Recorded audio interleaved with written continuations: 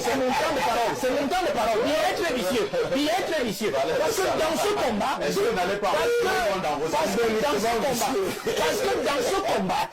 dans ce combat, il y a cette fâcheuse habitude de vous utiliser, de vous presser comme une orange. Quand il n'a plus besoin de vous, il vous sacrifie à ceux à qui il vous a envoyé justement faire ce qu'il a pu faire sur le plan politique. Faites attention à Paul Biya. Donc je dis, pour un SGPR normal, il devrait déjà tirer certaines conclusions de certaines choses. Il est donc en campagne. Merci. Il est donc en campagne. Pour moi, il est en campagne. Mais je me dis aussi, et je sors par là si vous me permettez, pour essayer de boucher un trou.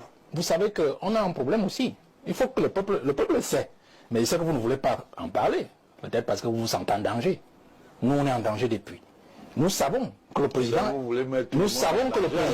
est en danger du fait de tout ce qui l'entoure et qui pense qu'il n'est pas bon pour lui, qu'il se représente encore. Et on le présente, le secrétaire général de la présidence de la République, comme le chef de proue de ceux qui justement sont prêts à prendre le pouvoir au cas où il n'arrive pas en octobre ou au cas où peut-être il revenait à abdiquer. Faites très attention. Et donc, l'amener déjà à faire une pré-campagne dans la campagne annoncée est déjà une façon de l'emballer dans sa propre cause. C'est-à-dire qu'il sera difficile certainement pour lui de poser sa candidature parce qu'on lui dira, mais monsieur, vous avez déjà fait la campagne pour le président de la République, d'où vient-il encore que vous venez faire votre propre campagne? Avec son sourire qui ne le quitte presque jamais, Gabriel Mbairobe, le ministre de l'Agriculture et du Développement rural, fait son entrée dans les locaux du secrétariat général de la présidence de la République cette fin d'après-midi du mercredi 2 juillet 2025, l'air enjoué, avant de prendre la direction de la salle B324, cadre retenu pour la rencontre. Il est bientôt suivi par Koumpa Issa, le secrétaire d'État auprès du ministre de la Défense, chargé des anciens combattants et victimes de guerre, puis de Aboubakari Abdoulaye, le premier vice-président du Sénat. Par vagues successives, les autres personnalités vont suivre. Il s'agit ici principalement des sénateurs et députés de la région du Nord Cameroun. L'ambiance à la salle de concertation est des plus conviviales. Accolades, sourires, confidences meublent les échanges, même si chacun garde présent à l'esprit l'enjeu de la rencontre. En effet, sur très haute instruction du président de la République, le ministre d'État, secrétaire général de la présidence de la République, Ferdinand Gongo, s'est vu confier la responsabilité de chapeauter le comité stratégique chargé de préparer la prochaine campagne présidentielle et spécifiquement de remobiliser les troupes du camp présidentiel pour une victoire éclatante, nette et sans bavure du chef de l'État, son Excellence Paul Biya.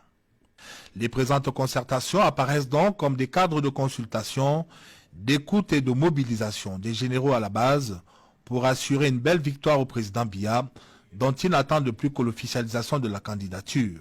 Nous avons été conviés par monsieur le secrétaire général de la présidence, le ministre d'État, sous haute instruction de son Excellence, monsieur le président de la République. C'est une concertation en vue de préparer les élections présidentielles à venir. Vous savez, ce n'est pas la première fois. À chaque fois qu'il y a une élection d'une telle importance dans notre pays, nous, les acteurs politiques, les parlementaires, nous sommes consultés pour apporter notre contribution dans la vie de la nation. C'est dans ce sens que nous sommes conviés aujourd'hui et nous avons pu discuter avec le ministre d'État, secrétaire général de la présidence, pour lui faire part de l'état d'esprit de nos populations en cette veille de l'élection présidentielle. Il nous a écoutés, il va rendre compte à qui de droit. Mais l'élection présidentielle n'étant jamais gagnée à l'avance et aucune initiative n'étant de trop, il s'est agi, au-delà du partage d'informations de première main, de mieux structurer le déploiement à venir, promouvoir à la fois la sérénité, l'optimisme et la vigilance à ces relais de premier plan qui auront bientôt la responsabilité de se déployer sur le terrain pour mettre en évidence les acquis du renouveau, recueillir les doléances des populations et présenter au peuple électeur les perspectives prometteuses que le candidat du parti au pouvoir entend offrir au peuple camerounais. Et pour la base militante du RDPC dans la région du Nord, malgré quelques remous de surface, la tonalité générale est à l'optimisme. Ce n'est pas une surprise. À chaque fois qu'il y a une élection d'une telle importance, il y a toujours des sons de discordance. C'est pas la première fois, mais nous sommes confiants. La population de la région du Nord que nous représentons aujourd'hui est confiante. Nous sommes prêts et nous attendons la convocation du corps électoral pour que notre président national, son Excellence M. Paul Biya, présente sa candidature et que nous allons en rang serré pour le plébisciter. Il est à noter que la concertation de ce 2 juillet 2025 entre le ministre d'État, secrétaire général de la présidence de la République, les membres du gouvernement et les parlementaires de la région du Nord fait suite à celle tenue hier selon le même format avec les ministres, sénateurs et députés de la région de l'extrême Nord. Elle se déroule en présence du ministre secrétaire général adjoint de la présidence de la République, Mohamedou Moustapha, du ministre chargé de mission à la présidence de la République, Philippe Bargambois, et de quelques hauts responsables du secrétaire général de la présidence de la République. Elle s'achève mardi prochain. Ma petite observation de Paul Biya, depuis que je le fais, m'a montré qu'il faut faire encore plus attention à Paul Biya quand il vous fait de plus en plus confiance, surtout quand votre nom ressort dans beaucoup de choses. Pourquoi vous ne cessez d'effrayer le SGPR? Ma petite personne est-elle suffisante pour effrayer C'est ce que vous dites. C'est comme si vous êtes en train de dire que le SGPR est en train de jouer ces dernières minutes au niveau de la présidence. Je vous ai donné quelques indices sur Marafa en 2002 face à Congo. Je vous ai donné un autre indice sur Jean-Marie Atanabar en 2005 face à Famendongo dans les grèves estudiantines. Je peux encore vous donner un autre élément même de Marafa. De Marafa. Non, moi je parle seulement de SGPR. De Marafa, après être sorti du gouvernement en 2011. Marafa est sorti du gouvernement en 2011. Et en janvier, on le retrouvait encore à faire le tour du Grand Nord pour remercier ses frères pour le plébiscite qu'ils avaient fait à Paul Biya. Souvenez-vous, Marafa a fait le tour du Grand Nord. Janvier, février 2012. Pour remercier tous ses frères du Grand Nord. Le président faisait quoi? Il a attendu le 16 avril, c'était un lundi 2012. Il a chopé, il a foutu au Niouf. Vous voyez? Voilà votre SGPR qui se balade. Nous disons tous, il y a les dossiers Cannes 2019, les Task Force, on n'en parle plus. Il y a les dossiers Covid, on n'en parle plus. Il y a les dossiers même de la SNH qui sont là, l'affaire Savannah et tout ça. Mais est-ce qu'on a besoin? Vous-même vous hochez la tête, donc vous comprenez que nous ne lui posons rien sur la tête. C'est posé depuis. C'est lui-même qui a pris son fardeau, il s'est mis sur la tête.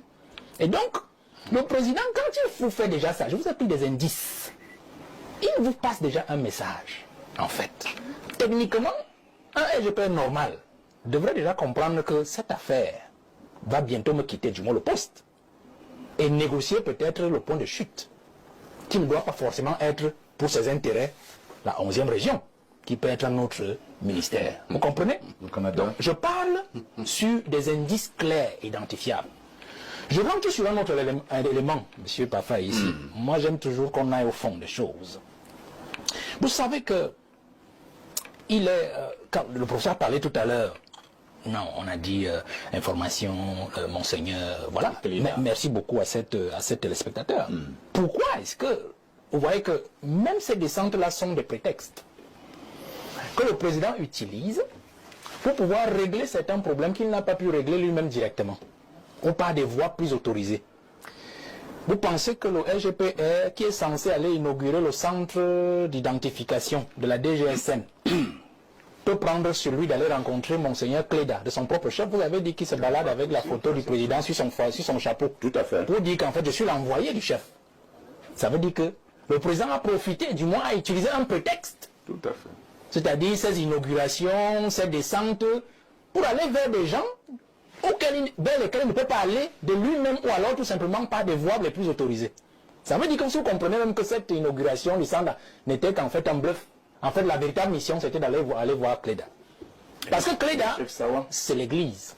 Le chef Sawa. Merci, M. Ona. Cléda, c'est l'église. Et nous savons ce que l'église nous a annoncé en janvier, avec tout le bruit qu'on a connu. Vous comprenez? C'est-à-dire que, et si on ajoute dans le chef Sawa, merci M. Ona, les chefs Sawa ont un problème aujourd'hui aussi.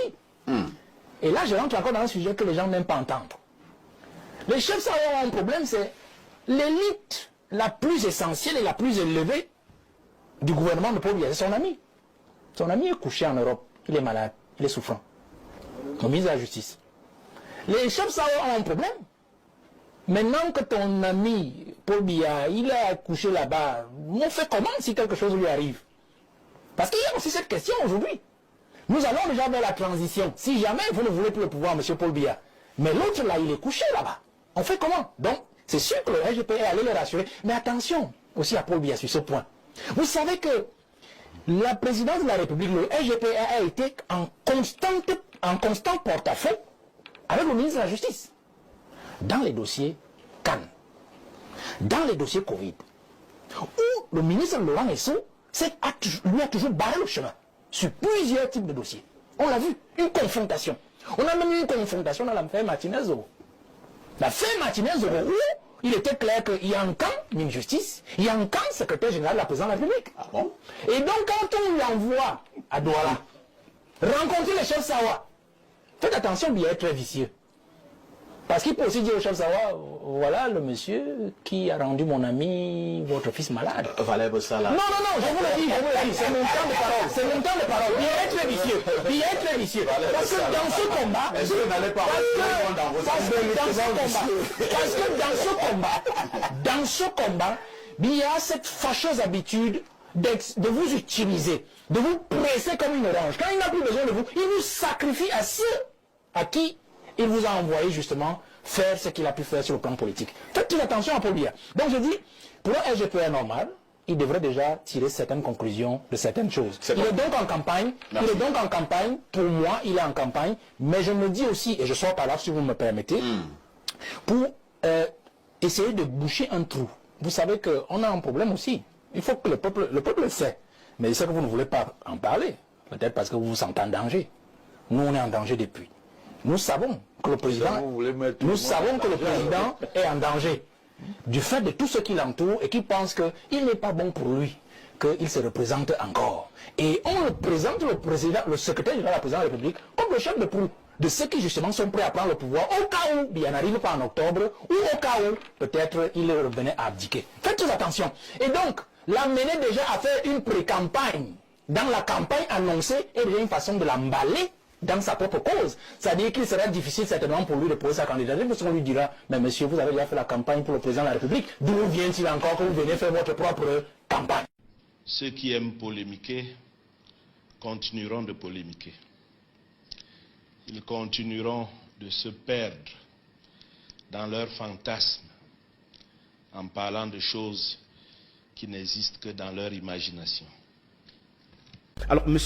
Essomba Ben dit tout à l'heure que M. Biya n'est pas déconnecté du peuple. J'ai envie de dire que c'est à M. Biya que le peuple a donné le mandat. Alors, il ne devrait pas partager ce mandat-là avec quelqu'un d'autre. C'est-à-dire que quand le peuple a besoin de son chef, de son père, il faudrait qu'il aille vers ce peuple et non passer par quelqu'un d'autre. Ça prête à équivoque, ça donne matière à s'interroger. Pourquoi est-ce que M. Biya, en 7 ans, ne s'est pas rapproché du peuple? Les populations de l'Alekié, lui qui est un digne fils de l'Alekié, voudraient voir M. Biya, voudraient échanger directement avec M. Biya, voudraient adresser leurs doléances directement à M. Biya. Est-ce que M. Ngongo pourra véritablement transmettre à M. Biya les attentes, les besoins du peuple de la Vous remettez sa transmission en question, vous ne pensez pas? C'est évident, c'est évident. Est-ce qu'il fera justement ce rapport fidèle à monsieur Biya? Il y a également, que vous avez vu du côté du septentrion, du côté de l'extrême nord, il a été repoussé de ce côté. Les populations voulaient échanger directement avec monsieur Biya. Moi, j'estime que monsieur Ngongo est déjà en campagne au nom de monsieur Biya et je voudrais dire que cela annonce également les couleurs de la campagne électorale proprement dite de 2025, c'est-à-dire que on aura des sorties sporadiques de monsieur Biya, mais ce sont ses collaborateurs qui vont véritablement gouvernement fait le gros du travail. Et en ce moment-là, j'ai envie de dire que le peuple voudrait être proche de celui à qui il va donner le mandat et non par personne. De la déconnexion dont vous parlez. Évidemment. Pour l'avenir, avec ce SGPR, pratiquement, qui a, entre guillemets, de plus en plus la confiance du chef de l'État et les autres ministres opérationnels. Moi, je ne sais pas. C'est vous qui trouvez qu'il a la confiance du chef de l'État. Il faut faire attention. Ma petite observation de Paul Biya, depuis que je le fais, m'a montré qu'il faut faire encore plus attention à Paul Biya quand il vous fait de plus en plus confiance, surtout quand votre nom ressort dans beaucoup de choses. Pourquoi vous ne cessez d'effrayer le SGPR? Ma petite personne est-elle suffisante pour effrayer ce que vous dites? C'est comme si vous êtes en train de dire que le SGPR est en train de jouer ces dernières minutes au niveau de la présidence. Je vous ai donné quelques indices sur Marafa en 2002 face à Congo. Je vous ai donné un autre indice sur Jean-Marie Atanabar en 2005 face à Famendongo dans les grèves estudiantines. Je peux encore vous donner un autre élément même de Marafa. De Marafa. Non, moi je parle seulement des SGPR. De Marafa, après être sorti du gouvernement en 2011. Marafa est sorti du gouvernement en 2011. Et en janvier, on le retrouvait encore à faire le tour du Grand Nord pour remercier ses frères pour le plébiscite qu'ils avaient fait à Paul Biya. Souvenez-vous, Marafa a fait le tour du Grand Nord. Janvier, février 2012. Pour remercier tous ses frères du Grand Nord. Le président faisait quoi? Il a attendu le 16 avril, c'était un lundi 2012. Il a chopé, il a foutu au Nouf. Vous voyez? Voilà votre SGPR qui se balade. Nous disons tous, il y a les dossiers Cannes 2019, les Task Force, on n'en parle plus. Il y a les dossiers Covid, on n'en parle plus. Il y a les dossiers même de la SNH qui sont là, l'affaire Savannah et tout ça. Mais est-ce qu'on a besoin? Vous-même vous hochez la tête, donc vous comprenez que nous ne lui posons rien sur la tête. C'est posé depuis. C'est lui-même qui a pris son fardeau, il s'est mis sur la tête. Et donc, le président, quand il vous fait déjà ça, je vous ai pris des indices, il vous passe déjà un message. En fait, techniquement, un SGPR normal devrait déjà comprendre que cette affaire va bientôt me quitter, du moins le poste, et négocier peut-être le point de chute, qui ne doit pas forcément être pour ses intérêts la 11e région, qui peut être un autre ministère. Vous comprenez? Donc, je parle sur des indices clairs, identifiables. Je rentre sur un autre élément, M. Pafa, ici. Moi, j'aime toujours qu'on aille au fond des choses. Vous savez que quand le professeur parlait tout à l'heure, non, on a dit information, monseigneur, voilà. Merci beaucoup à ces téléspectateurs. Pourquoi est-ce que vous voyez que même ces descentes-là sont des prétextes que le président utilise pour pouvoir régler certains problèmes qu'il n'a pas pu régler lui-même directement, ou par des voies plus autorisées. Vous pensez que le SGPR, qui est censé aller inaugurer le centre d'identification de la DGSN, peut prendre celui d'aller rencontrer Monseigneur Cléda, de son propre chef? Vous avez dit qu'il se balade avec la photo du président sur son chapeau. Tout à fait. Pour dire qu'en fait, je suis l'envoyé du chef. Ça veut dire que le président a profité, du moins a utilisé un prétexte. Tout à fait. C'est-à-dire ces inaugurations, ces descentes, pour aller vers des gens vers lesquels il ne peut pas aller de lui-même, ou alors tout simplement par des voies les plus autorisées. Ça veut dire que si vous comprenez même que cette inauguration du centre n'était qu'en fait un bluff. En fait, la véritable mission, c'était d'aller voir Cléda. Parce que Cléda, c'est l'église. Le chef Sawa. Merci, M. Ona. Cléda, c'est l'église. Et nous savons ce que l'église nous a annoncé en janvier, avec tout le bruit qu'on a connu. Vous comprenez? C'est-à-dire que, et si on ajoute dans le chef Sawa, merci M. Ona, les chefs Sawa ont un problème aujourd'hui aussi. Et là, je rentre encore dans un sujet que les gens n'aiment pas entendre. Les chefs Sawa ont un problème, c'est l'élite la plus essentielle et la plus élevée du gouvernement de Paul Biya, c'est son ami. Son ami est couché en Europe, il est malade, il est souffrant. Le ministre de la Justice. Les chefs Sawa ont un problème. Maintenant que ton ami Paul Biya, il est couché là-bas, on fait comment si quelque chose lui arrive? Parce qu'il y a aussi cette question aujourd'hui. Nous allons déjà vers la transition. Si jamais vous ne voulez plus le pouvoir, M. Paul Biya, mais l'autre là, il est couché là-bas. On fait comment? Donc, C'est sûr que le SGPR allait les rassurer. Mais attention aussi à Paul Biya sur ce point. Vous savez que la présidence de la République, le SGPR a été en constant porte-à-faux avec le ministre de la Justice. Dans les dossiers Cannes, dans les dossiers Covid, où le ministre Laurent Esso lui a toujours barré le chemin sur plusieurs types de dossiers. On l'a vu, une confrontation. On a même eu une confrontation dans l'affaire Martinez-Zoro. L'affaire Martinez-Zoro, où il était clair qu'il y a un camp ministre de Justice, il y a un camp secrétaire général de la présidence de la République. Ah bon? Et donc quand on lui envoie à Douala, rencontrer les chefs Sawa, faites attention, il est très vicieux. Parce qu'il peut aussi dire au chef Sawa, voilà le monsieur qui a rendu mon ami, votre fils malade. Valère Bossala. Non, je vous le dis, c'est mon temps de parole, c'est mon temps de parole. Il est très vicieux, Parce que dans ce combat, Est-ce que vous n'allez pas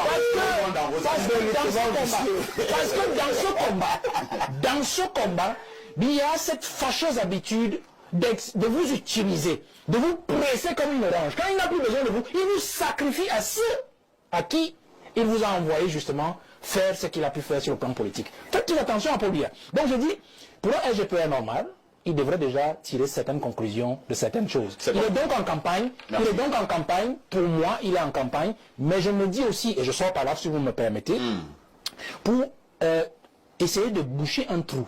Vous savez qu'on a un problème aussi. Il faut que le peuple le sait. Mais je sais que vous ne voulez pas en parler. Peut-être parce que vous vous sentez en danger. Nous, on est en danger depuis. Nous savons que le président, est en danger du fait de tout ce qui l'entoure et qui pense qu'il n'est pas bon pour lui qu'il se représente encore. Et on le présente le secrétaire général de la présidence de la République comme le chef de proue de ceux qui justement sont prêts à prendre le pouvoir au cas où il n'arrive pas en octobre ou au cas où peut-être il revenait à abdiquer. Faites très attention. Et donc, l'amener déjà à faire une pré-campagne dans la campagne annoncée est déjà une façon de l'emballer dans sa propre cause. C'est-à-dire qu'il sera difficile certainement pour lui de poser sa candidature, parce qu'on lui dira, mais monsieur, vous avez déjà fait la campagne pour le président de la République, d'où vient-il encore que vous venez faire votre propre campagne?